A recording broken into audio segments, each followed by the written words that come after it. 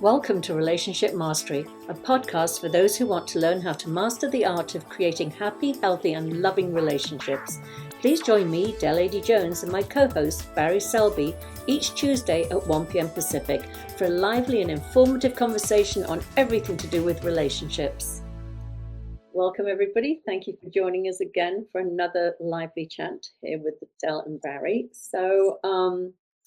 We were just chatting about how many subjects we've covered and how many more there are to cover.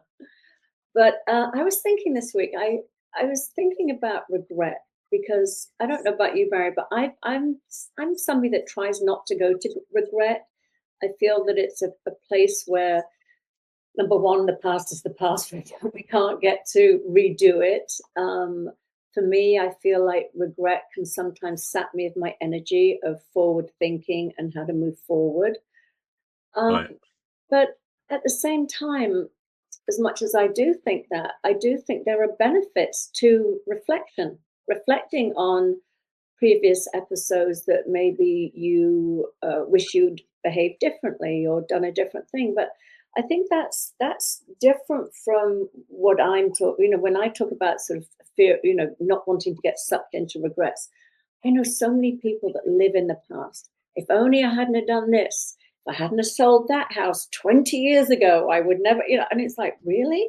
Are we going to go down there? Like, you sold it 20 years ago. It's like, what is the point? But I think those are all, like decisions we may have made in life that we can't go back and undo. They've got us to where we are. But I think in the case of relationships, I think having some regrets and looking back at some of maybe how we showed up in the relationship or how we handled a situation, that we can learn from it rather than use it to beat ourselves up. So where do you land on this, Barry? You're grinning. The thing is, because the term, for one thing, is, because about hindsight being 20/20, all sort of ideas, and frankly, I've been coughing this morning, so I took a cough drop. Now that's choking me. It's not working. Oh, sorry. Laugh. No, that's right. I'm cracking myself up. But the thing is that regrets can be signposts, but usually a regret itself, inherent in the term of regret, implies something negative, like we missed out, we did something wrong, we didn't do something, whatever that is. But for me, and I'm going to use this term intentionally, is that regret can actually be a signpost if we're willing to go, oh, I'm feeling that, let me do something about it, versus, like you were saying, being immersed in the feeling, be immersed in the, oh, if only I had done so and so, whatever that was. Because the thing is, we are human. That's one of the gifts and the curses of being in this physical form in this world. So we are going to have imperfections in life, and none of us, I'm sorry to break this to you, none of us are perfect. We are all perfect in an imperfect way. In that sense, yes. But the thing is, what I'm saying is that fallibility happens. We make mistakes as part of life. And frankly, if you don't make mistakes, you don't generally learn new things. So making mistakes is part of the joy of being a student. It's like the whole thing about how, the definition of a successful walker is a person who got up one more time than they fell down. And it's that realization is that we overcome our mistakes and get better. So regrets can be nudges that go, oh, I didn't do what I wanted, let me change that. And I know we'll talk more about that as well, about having go forward from that place. But the other thing is, as you said as well, the past is the past. It's not changeable. Yes, we can change our internal relationship to it, but what happened has happened. And unless you've developed a time machine we don't know about, you can't go back and change something that's already happened. It's done. It's complete. So all you can do is change how you look at it through the lens of where you are now. Brilliant. I love that. That's exactly what it is. Because, I mean, every decision we make, every action we take is a step on the path that we're living. And we don't, hindsight we don't have. All we can do is do the best we can in that moment, make the decision that seems the best decision for us in that moment, and just understand it's part of the journey. And to go back and say, nah, that was a misstep, I should never have done that. I mean, it's a wonderful sort of I'm just thinking, I'm reading a book right now, which is fascinating. Sorry, total sidebar here, called and it's actually three. The what? The names. The names. It's a Okay. novel, but Okay. it's the whole the premise is this woman can choose to name her child either after her abusive husband or choose a different name, because there's a lineage of every child, and his male child has to be named after the Yeah. grandparents, whatever. And the book goes off into three different directions depending on what name she chose to choose. She chose to register the child as. So it's interesting because I thought about that for a moment, because I was about to say it's the same thing. We can regret a step we took, but that step got us to where we are today. And if Yeah. it's almost like that building block things, you take the block out and the Yeah. whole thing tumbles down. It's like we have no idea how that step that we might be looking back on and thinking, I wish I hadn't made that has created the future or where we are today with, some of it's, hard, but some of it's beautiful too. So if we start trying to say, no, that was the wrong move, again, as I said, we don't know what trajectory our life would have taken if we hadn't taken that move or hadn't Exactly. taken that step. So sorry to reference the book, but it's the same thing. It's a choice as to what to name her child determined the future of their relationship and what ended up happening. And there's three very distinct stories. So yes, like I was saying, it's all a part of what got us right here today. Yeah. It's like the movie Sliding Doors. It's a similar idea where you have choice points and you don't know which choice is going to be the better one to make. And so it can be like you feel like you've gone down one path and regretting it, but you've no idea if the other path would have been even worse. Exactly. So making peace with the choice you've made. And as you said, and I'll say another way for me is that I look back at my life, and yes, there are certain parts of my life I wish I'd never gone through, but also realizing because of where I am now and who I am and what I'm about, and I appreciate and love where I am in my life, nothing that happened before could be removed to change that, because it's like anything that happened that was bad in my life got me here. Anything that was good that happened in my life got me here. So everything that happened, therefore, should be blessed ultimately, because if I'm grateful for it now, everything that came before got me to this point, because if I'd done something differently, I'd be somewhere else. Yeah, exactly. And the other thing I was going to say is too, if we live too much in that and over analyzing the past and living in regrets, it can really sort of immobilize us to take future steps. We can live in this. I don't want to make a mistake. Well, there are no mistakes. There really aren't. It's all. Not that I think it's all preordained, but I definitely, and we've said this before on the show, that I do believe everything happens for us, not against us, and it's all for our spiritual growth. And so, how can there be a mistake? How can there be a mistake if that is really what's happening here? Yeah, that's the thing is because, and this is the thing, I was talking about this actually on a conversation a couple of days ago with somebody, actually on a group call I was on, about the fact that I have become a fan of second chances, second choices, because I look back at my life and there are like 4 or 5 instances I look back on specifically, and I'll give one example. In that, where the first thing I wanted, I didn't receive, but the second choice that came up was even better than the first one, but I didn't know about it at the time. I had to go through withdrawal and regret that I missed out on the first thing.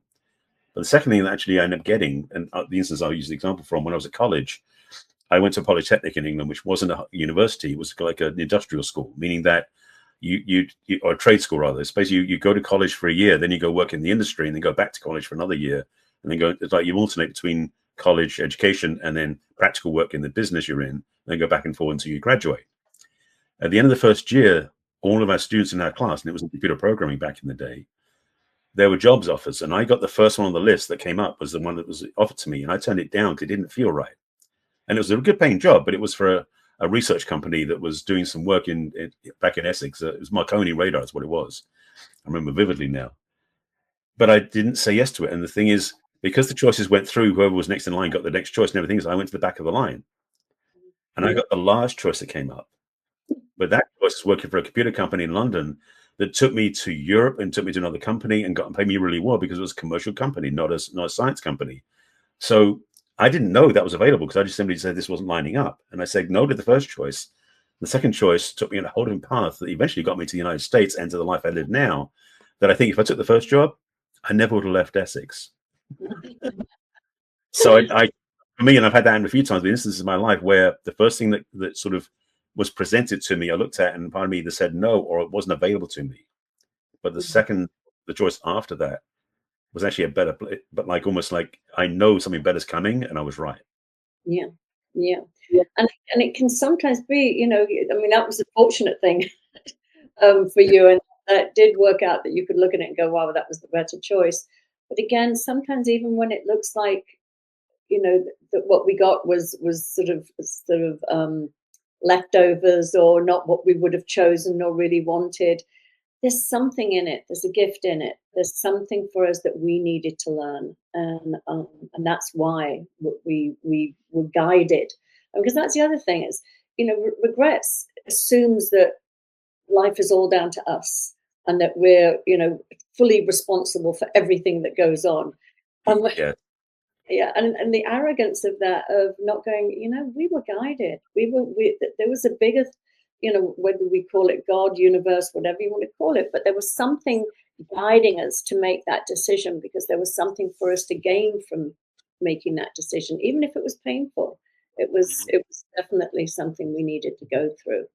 So I'm witnessing right now. I have my nephew staying with me, and I'm witnessing this sort of fear of making a mistake, and he's only 20, and this pressure that he's putting on himself, that it has to be the right choice. And I'm thinking, gosh, because he doesn't want regrets. But then again, it's like, but is he going to try things if he's trying to avoid Yeah. making a mistake or regretting something? So I do think that we have to take this concept of regret very lightly. Hmm. As I said, it can inform us as to, it's like we're going back to our USM days again now, where it was like there are indicators when we're veering off course. There are things that nudge us back onto course. So we're never, even if it looks like we're doing something that's really off course and we shouldn't be doing, it's okay. There's something guiding us that will have us self-correct and get back on course. It was a necessary detour. There was a gift in it. There was something for us to learn in it. So it's never a mistake. No, and that's part of the choice too. Is that there are some people who are addicted to, like, it's only going to be positive, only going to be nice. I can't do anything bad. So regret is one of those things that goes in the negative bucket. So they don't want to do any negativity. They will ignore it, suppress it, and avoid it. And I remember learning this thing in a seminar years and years ago about how negative feedback from the universe, from people around us, is one of the best things we can get, because positive feedback can reassure us, it makes us feel good, but doesn't give us opportunities to grow or change.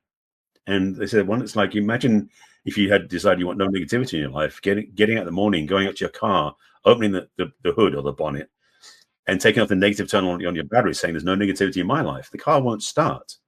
It's like your negative and positivity are part of life in general. And if you don't have both, it's like it's hard to grow. And in fact, to use another analogy, something like, and planes, when they're flying on autopilot, are off course like 95% of the time. Because what autopilot does is it course corrects. It doesn't stay in straight line. We go from LA to New York. It's zigzagging across the path, because the autopilot is the course correction tool, not the course alignment tool. And understanding the difference, that we have to learn by discovering what doesn't work to get back on course what does work. Part of life's, in relationships, as we're talking about love and relationships, oftentimes we learn by making mistakes versus doing everything perfectly. The opportunity in a healthy relationship is when you make a mistake, you don't self-flagellate or have your partner berate you for doing things wrong. It's like you make a mistake. I'm talking about like little learning mistakes, not like cheating or big things. Mhm. But ultimately, the regret sometimes is because we didn't get flowers when we said we would, or we forgot to do the dishwasher. I mean, something simple like that can be opportunities where we can go, you know what, I don't need to hold on to that one. I can be with myself and realize that's a lesson I can learn. I had the experience with a friend of mine, is that things have built up where we didn't have clean communication. And I realized that I made mistakes. I didn't say something about it. And when I finally came up to and said, I need to say this now because it's getting really uncomfortable that we're not on a clean slate, she was like, thank you. It was like there was a reopening. In fact, there's more vulnerability between us because we'd realized that we'd got off track. Mhm. gifts of that was freedom. Mhm. Yeah, that's wonderful. That's it is. It's just, and we're talking about the same thing. That's fascinating about the airplanes. I had no idea that they were that Yeah, it was on a set course, and it was a series of self corrections that keeps it on course. That's a wonderful analogy. I love that one. But yeah, it is. It's just it's again. Regret is it just has such a stickiness to it. It has this big connotation to it, where it can really, as you said, it can be such a minor awareness of, oh, that happened again. Say, you didn't follow through and you didn't do the tasks that were assigned to you, or in the relationship. I'm just talking about, again, dishwashers or something very simple like that, but just sort of, you know going, oh, I can see this seems such a minor thing, but if it's important to the other person, to show respect, to show that you're a team, and that you're aware of having made this agreement to both, have roles in the house, or whatever it is, things like that. yeah, It again, it's nothing to beat yourself up for. It's just one of those, like, oh, hang on a minute. Yeah, I don't like that feeling when I've upset my partner, or more importantly, when I've upset myself, when I've let myself down, when I'm not living in integrity. But right. again, it doesn't have to be that sort of berating and, how stupid, I can't believe I forgot again, and things like that. It's just part of life. But as we always say, it is important to self-reflect. It is important to, if you are feeling regret, to understand, what were you thinking in the action you took. Was it negligence? Was it selfishness? Was it innocence? Was it, I mean, to just look at it and see what was the motivation behind making that decision. Maybe you've abstained from drugs or alcohol for years, and then one day you just said, hey, you know what, I think I can handle it, and you drink again or do drugs or something, and then you can't. But, again, I don't think that should be a situation where you really regret. That can be just a wake up call to say, hey, our minds play tricks on us, and it might have convinced us it was okay for us to drink again. And I didn't. And that's the one issue I do have with AA, is this, you've got to start at the beginning again. It's that sort of, you can't say that you've been sober for 8 years if you slipped up once. I mean, that's their thing. They can do whatever they want. But I think it can add to the shame and the oh God, I regret making that decision. Whereas sometimes you make a decision like that, and it really it helps confirm what you may have forgotten, that hey, this is not something I want in my life. This is not something I can handle. It's a chemical imbalance, or whatever it is that causes you to go to use drugs or alcohol, or whatever it is that you're using to numb out with. So again, it's a course correction tool. That's all it is. The main thing with that is regret really becomes a as you said earlier, self-flagellation tool. It's a means of punishing ourselves without verifying if we need to or not.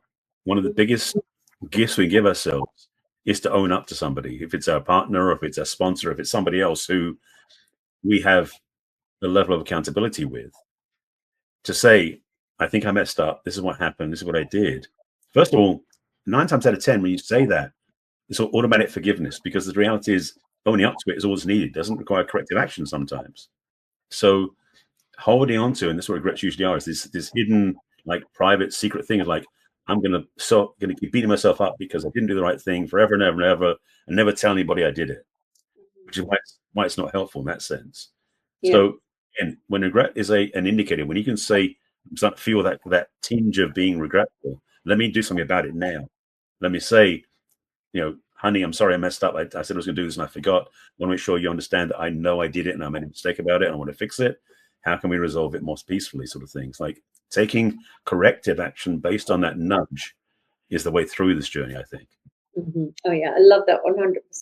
And it really is. It's the acknowledging, and if so many arguments could be diffused if people stopped being defensive and just owned up to something and just say, yeah, exactly. Oh, I realized I did this and I was not really thinking, or whatever it was. It was neglect on my side or whatever. I mean, yeah, all sins are forgiven in my house. As soon as you cop to stuff, it's like, that's fine, let's move on. Yeah.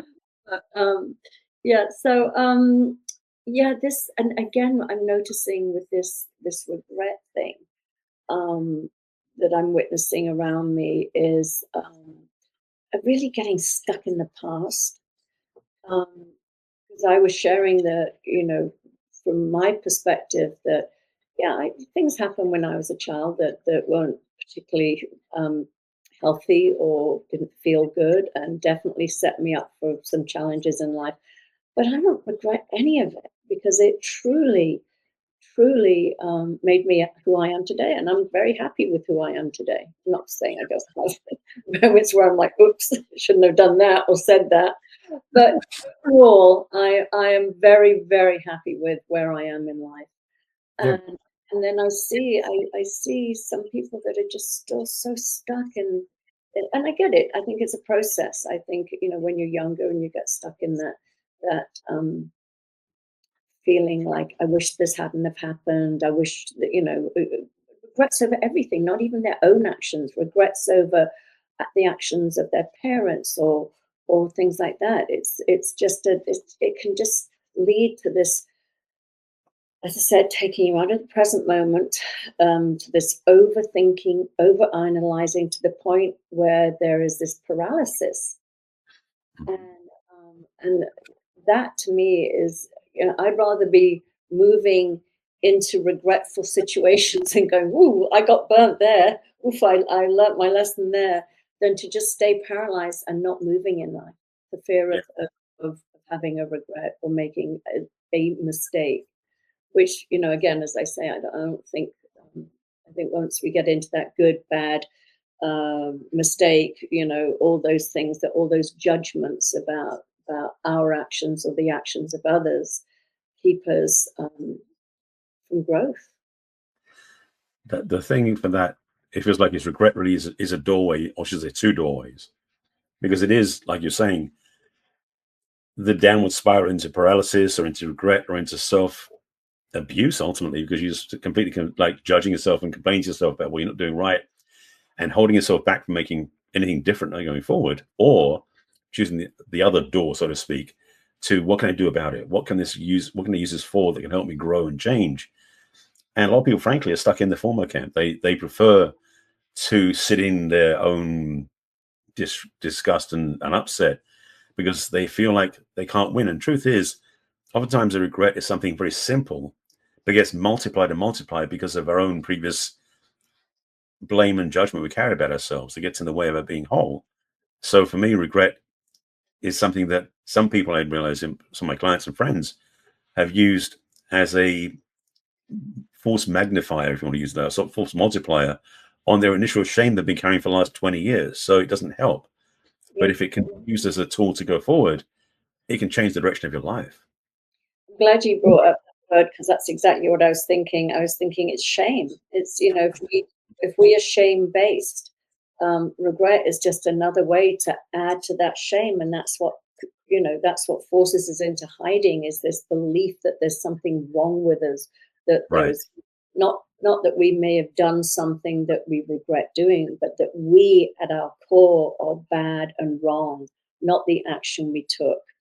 And it adds to that shame and that hiding, and that, as we said, that just sort of staying stuck in grief and shame. It's so debilitating. It's so, and again, it's we do it to ourselves. Keep coming to that with innocently. I mean, I'm having this conversation a lot with my nephew right now about, how innocently we do this, that we don't, self-discovery is not a reason to start beating ourselves up again. It's just to see that we very innocently believe in these concepts that we need to be perfect, and everything we do needs to be perfect. And it's like, when we're born, do we come into this world with a rule book that says thou must follow these, I suppose the Ten Commandments to a degree, but Well, it depends on faith, yes. yeah, exactly. But are there, do we come in with this guidebook of how we are supposed to? We do it to ourselves. I mean, we do Yeah. it culturally. It's what we learn within our family. It's what society says. And I'm all for behaving well and being respectful and being kind to each other. I'm not saying that we should all be running amok and being selfish and not have any internal guidance on how to be in a civilized society. But when it oversteps that and it gets into the unhealthy where we can't forgive ourselves. We, as I say, we just keep adding to the shame and the guilt and the feeling damaged and broken. Yeah, it is. It like you said, it's like we don't get born with rule books or any sort of structure when we come in. We're a clean slate when we come in. So regret's not something we start with; it's something we're given. And oftentimes by parents, or oftentimes by elders around us, who sort of train us to own regret. But oftentimes it's not given to us with skills or with tools of how to deal with that, because they probably don't know it either. So that this conversation we're having here hopefully will wake some people up to realize they can choose to use regret in a different way than done in the past, because it is an opportunity to level up, so to speak. And you might find you outgrow what your parents taught you. Mm-hmm. Hopefully. I think, not to say that every child's experience growing up, but I think that is the evolution of society, is that we all hopefully do a little better than our parents did. Not that they did anything wrong, or but I think we are more aware of certain things that ways that we used to parent, or we were parented, say, that were intended for our good. Shaming. I mean, my mother was a wonderful shamer, and I don't think she wanted to have me grow up full of shame. I think she thought that was the way to have you behave in a civilized society, was to experience shame for the tiniest infraction. But I'm just saying, I think we're a little more aware now as parents that shaming our children into good behavior is not necessarily the way to do it. A little bit of healthy shame is fine, healthy regret, healthy shame, but not the toxic shame of, as I said, that there is something fundamentally wrong with me, not that I mistakenly took an action that wasn't the best action I could have taken, maybe for somebody else or myself. So I think it's really, really important to differentiate that. Yeah, and again, we have autonomy. We can make different choices. The reality is, all this stuff is feedback in a way for ourselves to make choices, and sometimes the choices can be positive or negative. But it's that we have the freedom and the power to make a choice differently than what we've done in the past. And if what's happened before is not working for you, then we're going forward, you do something different, then maybe it will work for you. That's always a choice. Mm-hmm. Absolutely.